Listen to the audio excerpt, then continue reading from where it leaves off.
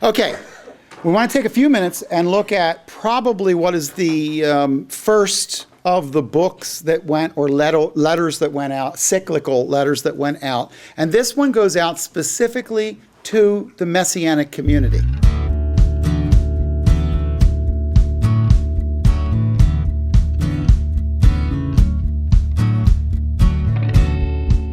Before any of the epistles of Paul, before any of the epistles of John or of Peter, probably the very first one that goes out by James, who is a major leader in the church at Jerusalem. This is very likely the James of the Jerusalem Council in Acts 15. He is the half-brother of Jesus. He is the half-brother of Jude. And he's going to write a letter prior to 50, prior to the time when the 14-year-old believer, Paul, comes up along with others to the Jerusalem Council in Acts 15 and tries to discuss whether or not a Jew needs to become, whether or not a Gentile needs to become a Jew to become a Christian. Whether a Gentile has to come underneath sanctification law for the justification in Messiah Jesus. And before that, this letter goes out. It is a letter structured to the Messianic mind. I am not concerned about you, but I think most often this letter is picked up by people in the Gentile world and they don't understand its problems. They don't know what a Messianic believer is all about. And as a result, they don't get the 11 problems that are in the book. This book is questions and answers for the Messianic mind, problems of the Messianic community. And by the way, in the beginning, it says that it's written by James, a bondservant of God and of the Lord Jesus Christ, to the 12 tribes who are dispersed abroad, greetings. He's talking about the Jews in the diaspora, the dispersion. This is a word that normally regards after the destruction of the temple in 70, but there were other previous dispersions of Jews. There was a Babylonian dispersion of Jews. There was a time period when Jews were being sent out around the world because the Roman government, for instance, in Tarsus, wanted to set up business. And when they wanted to set up business, they imported Jews, because Jews were known to have set up a network of businesses from across the world, and they could move money and do effective things. You have to remember that one of the things the temple provided was an early economic system that most of the countries round about Israel didn't have. They had a public works system in the temple that most didn't know anything about. So Jews had a way of becoming a block thinker, and the ability to move money back and forth and to care for the needs of the community was part of their social conscience that comes from the Hebrew Scriptures. Now, I want to take a few moments, and in 3 words, the book is about real faith works. That's what it is. Real faith works. If it's real faith, it works. It doesn't work to become faith. It works because it's real. False faith is nothing more than lip service, but real faith works. Let's mark out let's mark out the 11 parts of the book that are the issues. And we're going to start off with chapter 1, verses 2 through 12. And the subject in 1, 2 through 12 is the subject of trials. And he will technically talk about trials as those things which they are encountered by the believer in order for that believer to learn endurance and patience, and for that to help them. And he will give them a way to help them lift the weight of trials. He will say that if you don't know why you're going through trials, there is someone you can ask. Not your pastor, not your rabbi, God. And in fact, we often hear people say, if any of you lacks wisdom, let him ask of God, like in verse 5. But that's actually in the context of trials. He's not saying, ask God for any wisdom you want and he'll tell you. The context is if you're in the midst of trials and you're asking God why, God will reveal it to you. And by the way, remember that the Lord can sometimes be very slow in answering by your calendar. So 1, 2 through 12 is going to deal with trials, and they are to be distinguished between verses 13 to 18 which really has to get you all the way through the subject of temptations. So 13 through 18, they are distinguished from trials. Temptations are not trials. They're not the same thing. But people are finding themselves tempted, and one of the things that they are doing is believing that temptation comes from God. Trials may come from God. Temptation never does. It doesn't come from God. It comes in verse 14 from our own lusts. That is, what's broken is already inside us. It's not waiting for God to send us some brokenness that we didn't already have. It's been broken since the Garden of Eden. And conversely, good gifts come from the Father, in whom there is no shadow of turning. There's no variableness. Now, 1:19 through 27. 1:19 through 27 is another subject. And this is taking responsibility.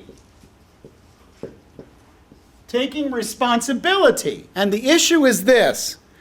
It was in the mind of some believers that they should somehow succumb to the temptations of life and somehow blame it on, well, it's all about, I can't help myself. Since you've told me my heart is broken, how am I supposed to do any better? And he actually makes the argument in the text that we are to prove ourselves to be doers of the word, that we're supposed to deliberately try to do those things which the law of God sets us free into doing, and that we are supposed to be deliberate about especially the use of our tongue in verse 26. And he says in verse 27, you want to see pure religion? I'll show you what it looks like. It looks like people who care about orphans and widows and their distress. And it looks like people who are deliberately trying not to be stained by the world. In other words, our faith is incredibly practical, Jewish brothers and sisters, and you need to not make it as though you are somehow forced into doing the wrong thing, or the devil made me do it, the old Flip Wilson theology. This is, in fact, we're doing this and we're going to try to deliberately live the truth. Now, in chapter 2 is divided into two sections, 2:1 to 13, and this is the problem of partiality. The problem is, if a wealthy person came in, they got a better seat. Favoritism is another word to use for partiality. They would pay special attention to the believer in the Messianic community that wore the better coat and had the better tassels, or someone would come in amidst them and they would be more excited that they're here because there's somebody who's important, and the favoritism was an actual issue. And one of the things that happened is they started to make distinctions into how they treated people based on what they appeared to be able to do for the community. I don't think that has ever been something that the church has completely shaken off. I think that we can all admit that we get more excited, when the town lawyer comes to Jesus than the town drunk. The last part of the chapter, in 2:14 to 26, is the problem of real belief, or the issues of real belief.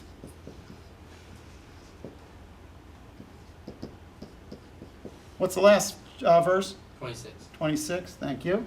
And what he's dealing with in this issue is it possible that you can have a theoretical faith that doesn't have along with it any works? In fact, Martin Luther hated these verses. They were very difficult verses because, one of the things he says is verse 24, you see that a man is justified by works and not by faith alone. And it seemed like the antithesis. But you got to remember something. You got to remember how Jews think. You don't believe, you didn't hear it's going to rain if you didn't bring an umbrella. You didn't shema, you didn't hear me because you didn't act on it. So to the Jewish believer, you are not what you say. That's a Greek. To a Jewish believer, you are what you do, what you perform. So the Hebrew theology for God was not esoteric theology up in the rafters. It was something as simple as, I'm the God that brought you out of Egypt. I'm the rock. I'm the fortress. I'm your shepherd. I am what I do. Matthew 13, they come to Jesus and they say to him, we're from John, your cousin. Are you Messiah, or should we look for another? And Jesus pulleth out a chart and shows them a triangle. No. He said, you go tell John what you have seen that I have done. Lame are walking. Blind are seeing. In other words, you want to know who I am? Look at what I do.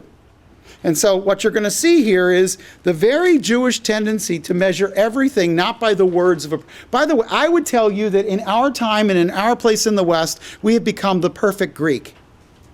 The perfect Greek was the one who was able to say he believed a whole bunch of things and do nothing about them. I would argue that never have so many claimed so much truth that was the same and done so little about it. We absolutely believe the world is lost, and then we spend more in this country on dog food than missions. Because that's how much it really bothers us.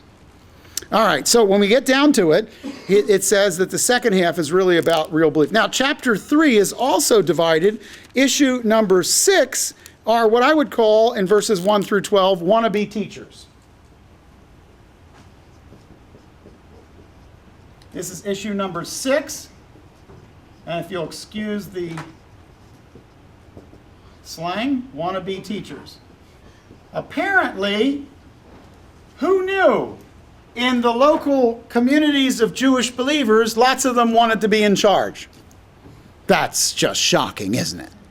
And lots of them thought because they grew up in a family that maybe taught them Deuteronomy, Deuteronomic law, and constitutional law, maybe they grew up from a priestly family and they thought they had it coming, they should be in charge. Or maybe their grandpa was a Pharisee and their great-grandpa was a Pharisee, and now they want to be in charge of a little community of believers. A lot of them wanted to be teachers, and his first warning to them, James writes and says, yeah, you don't really want to do that because the judgment is tougher on teachers. That's what verse 1 says.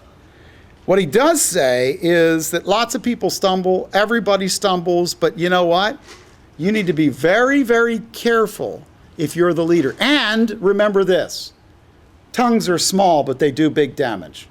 And that's why he goes on and talks about the tongue as a fire, and the entire forest can be burned up by one simple flame. He also makes the point that he doesn't know anybody who can tame the tongue, that everybody slips with their tongue. And so we ought to be a little bit slower to think that we are qualified to speak for God. And then he talks about how, what I would call the Saturday night problem, somebody cuts you off in traffic, you're yelling at them. Sunday morning, you're preaching the gospel. And here's the thing. For the Jewish believer, they're coming into Sabbath. They stub their toe on a rock. Out comes a word that curses God. They walk into the synagogue, whip open the scrolls, and begin to speak of Jesus, the risen one. And he says, look, trees at least have the decency to only produce one kind of fruit. So y'all might want to think about that. So he gets then into the seventh one, which is the seventh problem, the issue of real wisdom. This is 3:7. Let's see. We're going to go with 3:13 to 18. 3:13 to 18. And this is, what is real wisdom? And you have to think like a Jew to care about this, but remember that a significant portion of the scriptures are in fact wisdom literature. And so he says, I want you to know that the person who's wise is the person who shows with good demeanor and good behavior their depth, not the person who can speak well. And by the way, you need to know how to identify the wisdom that comes from above. It's not earthy, it's not natural, it's peaceable, it's gentle, it's reasonable. You don't maybe know that many Jewish believers, but in the first century, Jewish believers actually outlined how faithful they were to God by how hard they can fight.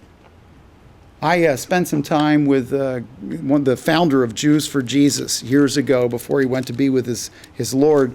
And Moish used to believe that you didn't really give the gospel in New York if you didn't get punched in the nose. Because it was all about the fight. Because Jews are going to dig in and fight.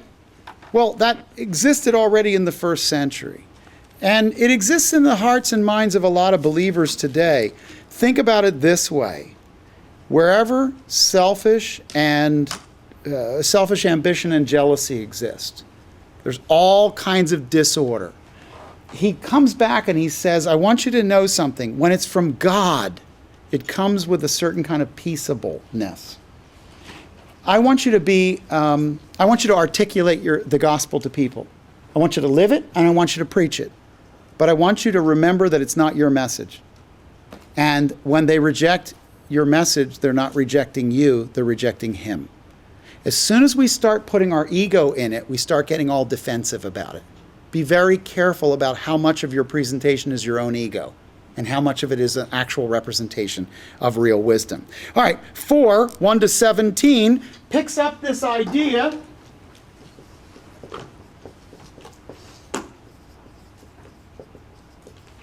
of fighting, and this time it's because he's trying to make the issue clear to them. Why are we fighting? Why are people coming into the synagogue and fight? You have to remember that in the context of first century education among Jews, education was, as it is in the circles where I travel now, it is an argument. Jews would get into a room and they would argue incessantly over a passage. This was the style of rabbinic learning. And one of the problems is some of you can have an honest debate about theological concepts, but some of you get your feelings hurt. Some of you, your ego's in there and it gets bruised. So he says, what's the source of our quarrels? What's the source of our conflicts inside of us? It's our own lusts. It's our own envying. It's our own, we're fighting and we're quarreling because we do not have all the things we think we should have. And then he says, no, wait a minute. Didn't God provide a way for us to get them? Well, yes, he did through prayer, but sometimes we don't receive what we pray for. How can that be? And he said, because you're asking for the wrong motive.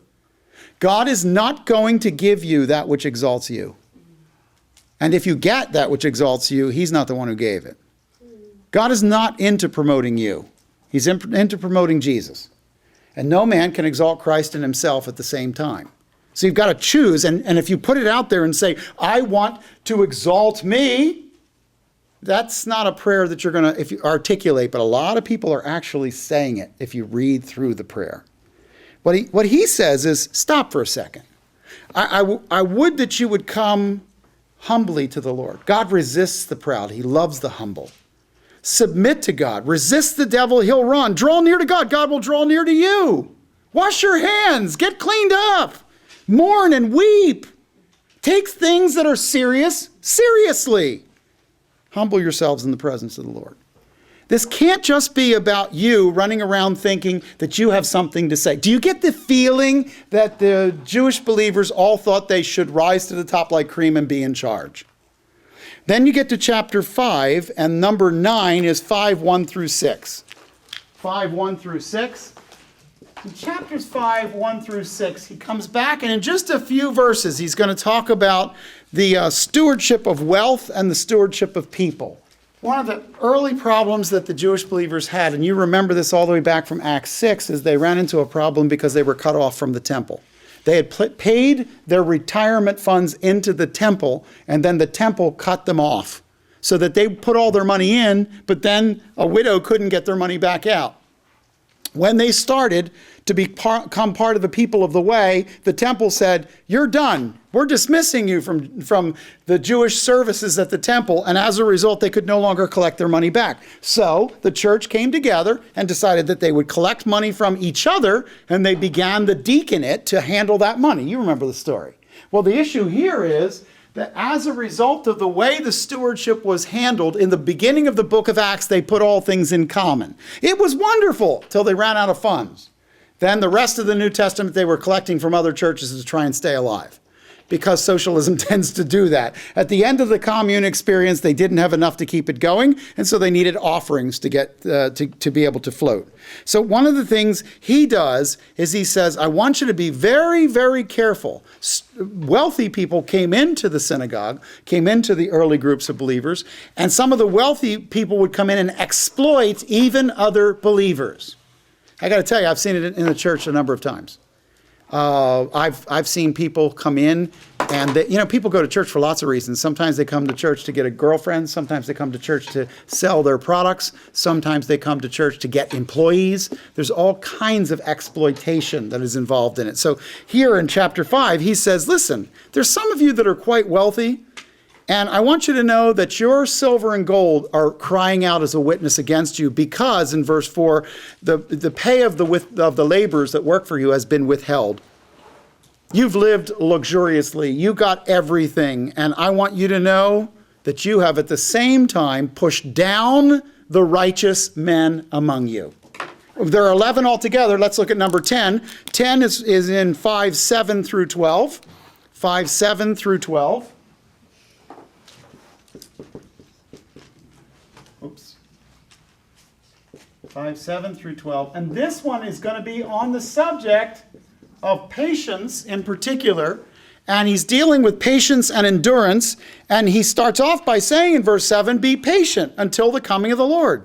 That coming, by the way, in verse 8 is near, and we want those who are learning the lessons of faith to learn to endure like Job. He talks about Job in verse 11. He doesn't want them swearing oaths. He wants them to simply speak what they mean what they say. And he says, I want you to not get tricky with your words. Be patient, endure. And then finally we come to the last part of chapter 5. And the last part is 13 to 20. And this is the issue of people who are sick among them. 5:13 to 20. And this one is sickness and healing.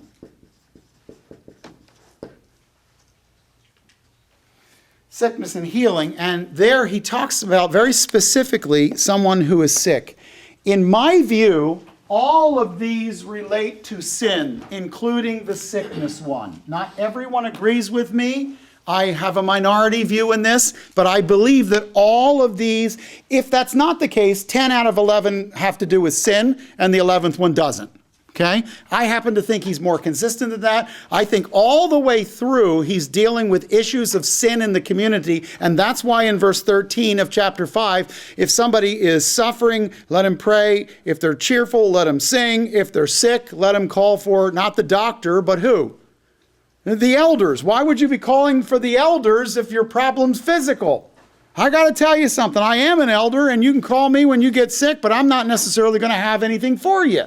So why would he do that if it's not related to something they can spiritually be involved in? And the anointing service, in my view, is in fact limited to issues regarding sin. The reason that some people don't agree with that is at the end of verse 15, it says, if he has committed sins, they will be forgiven him. And when you read it that way, if the sentence is translated properly, and I would dispute that, but if it was translated properly, people would say, well, obviously then it could be that he's sick without sin. I don't think that's what he's saying. I think he's saying if he hasn't already been forgiven for the things that he's done before the Lord, then you can actually come and bring him for him into the presence of the Lord, and he'll be forgiven at that time. I think that's what's going on there. But all that to say, the end of it is about how prayer is effective. It was effective for Elijah. He could pray, and there was rain. He could pray, and there was not rain. And it was effective then, and it'll be effective now. And in fact, one of the interesting things about this is that the prayer of the faith will cause him to be restored. Look at verse 15. It says, the prayer offered in faith will restore the one who is sick. But interestingly enough, the Greek is very specific. It actually says, if I were to translate every word of the Greek sentence, it says, the prayer of the faith given to him. That is, that it is a reciprocal statement that presented but given to him will cause it to be effective. That means, as I understand it, when the elders come together, they begin to pray. And should the Lord give one of them the effective prayer for healing, that prayer given to him will cause the healing. But it's not a given that every time they get together to do it, that's going to happen. Why? Because some people are supposed to die. Some people, that's the healing they get. They go to Jesus. And if we only measure this by it's not effective if they don't get up out of the bed and walk, then we've missed the big picture. We don't know anybody who's 212 years old. There's a reason for that. because at the end of all of life's journey, before the trumpet sounds, all of us die. Death is pretty consistent. It's pretty much gotten 100%. So you can expect that to happen in your life. I wouldn't be surprised by the idea, what, I'm going to die? Well, virtually everyone has before you. And the key to our message is somebody walk back out. And that's the most important thing. All right, so what we've got are these 11 things. You can see now why I didn't put boxes, because I'd have boxes all over the place. Here's what I want you to see. These are 11 problems Messianic Jews inquired about that they wanted someone to guide them through.